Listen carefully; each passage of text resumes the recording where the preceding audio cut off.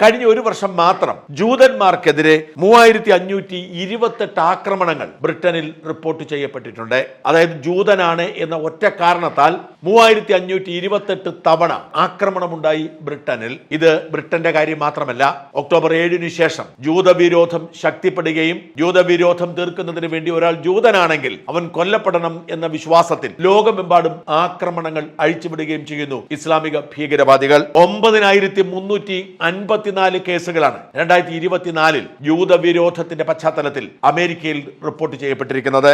ജർമ്മനിയിൽ 8627 കേസുകളും, ഫ്രാൻസിൽ 1600 കേസുകളും, ഓസ്ട്രേലിയയിൽ 1045 കേസുകളും റിപ്പോർട്ട് ചെയ്യപ്പെട്ടിട്ടുണ്ട്.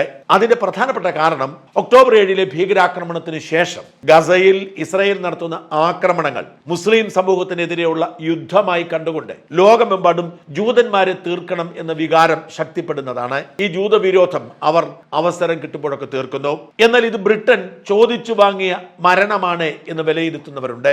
ലോകത്തൊരിടത്തുമില്ലാത്ത നീതിബോധത്തിന്റെ പുറത്ത്, പൊളിറ്റിക്കൽ കറക്റ്റ്നെസിന്റെ പുറത്ത് നിയമവിരുദ്ധമായി ബ്രിട്ടനിലേക്ക് എത്തുന്ന ഭീകരവാദികളെ അവർ രണ്ട് കൈയും നീട്ടി സ്വീകരിക്കുന്നു. അടിസ്ഥാനപരമായി ഇവരൊക്കെ എത്തുന്നത് യോഗ്യതയില്ലാതെയാണ്. ഈ രാജ്യത്ത് അവരുടെ ജിഹാദി പ്രസ്ഥാനം വളർത്താനാണ് എന്ന് തിരിച്ചറിയാൻ ബ്രിട്ടന് കഴിയുന്നില്ല.